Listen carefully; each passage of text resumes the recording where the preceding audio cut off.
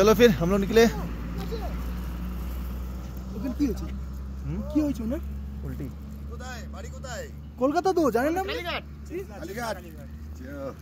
উনি ফেমাস অনেক ফেমাস।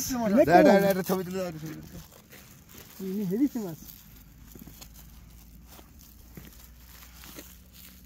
আমারও কি একটা ছবি। ইনি কলকাতা থেকে সাইকেলে করে এসছে লাদাখ, ওয়ার্ল্ড ট্যুর করেন। আর আমরা হয়েছি কোরিয়া বাইক নিয়ে।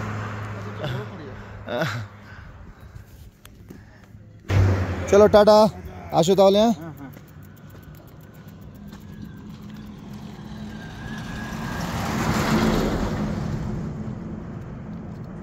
ঠেলে ঠেলে নিয়ে যাচ্ছে।